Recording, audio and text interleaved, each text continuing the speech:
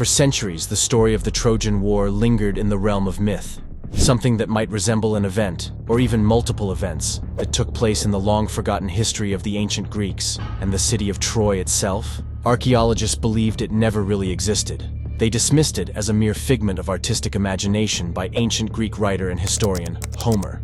Luckily, one individual decided to challenge this prevailing belief. A prosperous entrepreneur who firmly believed in the reality of Troy and had embarked on a quest to unearth the truth, investing his fortune in pursuit of the clues laid out by Homer. He dared to defy conventional thought and managed to secure his own place in the history books. Join me as we uncover how he managed to do so, and whether in the end it turned out to be a good or bad thing.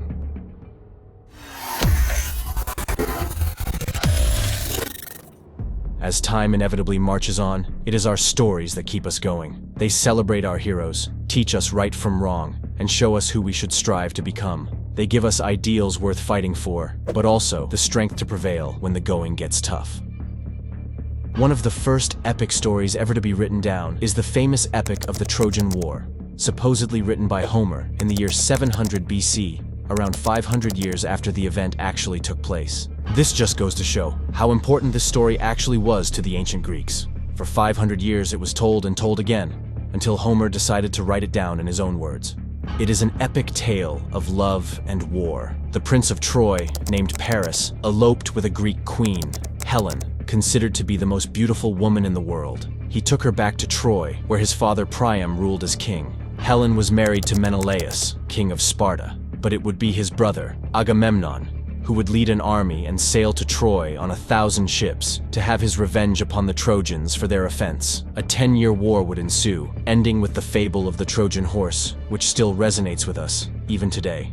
Known for their love of tragedy, this story did not have a happy ending. The most celebrated heroes on both sides perished, the city itself was destroyed, and its people slaughtered. Schlieman began working at Troy, he first visited in 1868, and the pursuit of Homer's fabled city had by then been engaged in for almost 2 centuries on and off. There was a huge controversy about whether Troy really existed, whether it was just invented by Homer, or whether there was a real place to find. For a long time, modern history has adamantly disregarded myths and legends as credible historical sources. It was believed that they had origins in true stories, but that, being retold and embellished over thousands of years, they had changed so much that they no longer hold any value for historical research. But Schlieman was different. He was a romantic. And he came from quite a poor background. He was taken out of school at the age of 14, put to work in a grocer's shop, heavy physical work. But he tells us in his own autobiographical account of his life that he already was in love with the dream of Troy, with the idea of Homer and the stories. He says that he was given a kid's book when he was 7, which showed an artist's reconstruction of Troy burning. And he says, "I said to my father, I must one day find Troy." It's all very romantic stuff. This is the image in the book given to him by his father, which would spur his imagination and fuel his obsession with the fabled city throughout his life. His business career was a remarkable feat in itself. As a teenager, he worked for a grocer, where, for the first time, he heard Homer's work declaimed in original Greek. Then he says that he met a drunken miller who could recite Homer, and so he used to buy drinks for this man because he fell in love with the sound of ancient Greek. He didn't learn it for a few more years. Then he decided to emigrate. He got aboard a ship from Hamburg to Venezuela as a cabin boy, but ended up being shipwrecked off the Dutch coast. And perhaps it was luck, because he then became an office boy for a trading firm in Amsterdam and moved his way up the ladder to become a bookkeeper. He was able to learn the tools of the trade that would help him in amassing wealth later on when he got involved in indigo trading, the Californian gold rush, and even became a military contractor during the Crimean War. By the age of 30, he was a millionaire, and he retired at 36. And being a millionaire in the 19th century was incredible. What was he to do with his fortune, if not spend it on his childhood dream, finding the city of Troy? But first, he traveled the world. He went to Greece, Italy, Scandinavia, Germany, Syria, India, China, and Japan. He wrote books about some of the countries he visited, and he studied prehistoric archaeology. Key traits that allowed Schlieman to prosper were his remarkable memory and his propensity and passion for languages. By some accounts, he was able to read, write, and speak in 15 languages, including ancient Greek. He would later say that whenever he visited a foreign country, he would write his diaries and letters in the language of that country. Early in 1870, he arrived in Istanbul, the capital of Turkey at the time. A year prior, he had married a young Greek schoolgirl who was also versed in Homer's epics. Schlieman had found his way to the Dardanelles, the supposed area where Troy should have been. His idea was simple: follow in Homer's footsteps in order to find Troy. He certainly wasn't the first. Since medieval times, enthusiasts came to these parts with the same goal, but no one had made it. Will he? Homer's description of the geography of Troy matches very closely this archaeological site. The Aegean is right over there. The Dardanelles is only 4 miles to the north. The Ida Mountains only 20 miles to the south.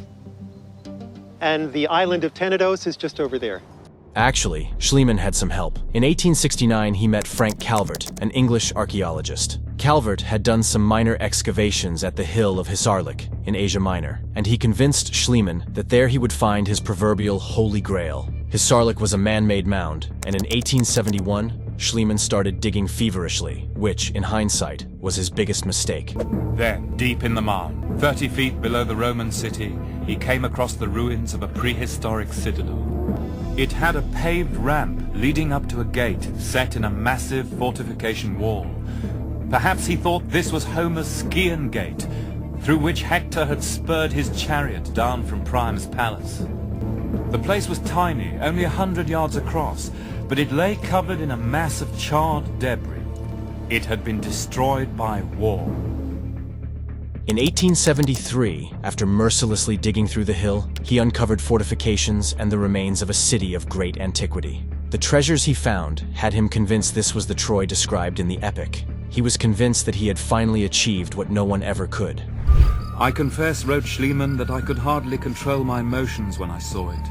Its image had haunted my childhood dreams. If the city had existed, then this must be it. Schlieman announced to the world that he had found Homer's Troy. Troy is not large, he said, but Homer is an epic poet, not a historian. He had never seen it. But Hisarlik is the site of the citadel of Priam. I have opened up a new world for archaeology. Schlieman and his wife later discovered a stone-lined chamber within the burned city. In it, they found gold, silver, and bronze vessels, bronze lance heads, several thousand gold finger rings and earrings, bracelets and necklaces, and 2 splendid diadems, one of which comprised of 16,000 pieces of gold. He dubbed it Priam's treasure. Since he was already a versed tradesman, Schlieman managed to smuggle it all out of Turkey. His name became immortalized as the one who had finally uncovered the ancient city of Troy. However, reality is never that simple, and nothing is ever black or white. But did Helen stand on these walls and watch the heroes die for her? Did Achilles drag dead Hector here in the dust? The wooden horse bring down on the city a whirlwind of doom. I was convinced this was the place, wrote Schlieman. Iliad in hand I sat and imagined the armies marching to and fro in the plain, the fleet, the camp, the fortress of Troy on Hisarlik. For 2 hours the events of the Iliad passed before my eyes, until hunger and darkness forced me to leave.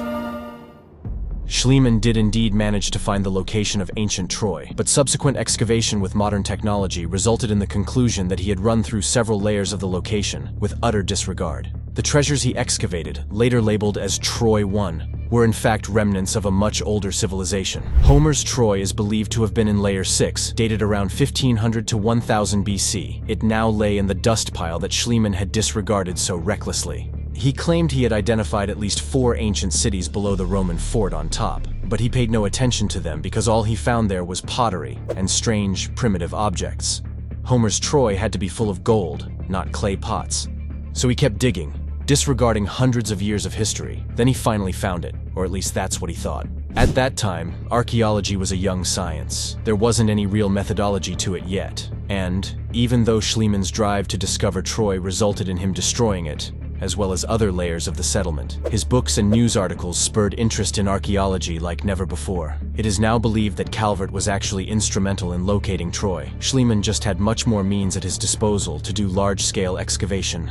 Experts would later call Schlieman's methods savage and brutal, even by the standards of the 19th century. In Digging for Troy, From Homer to Hisarlik, Jill Rubalcaba and Eric H. Klein said, He plowed through layers of soil and everything in them without proper record-keeping.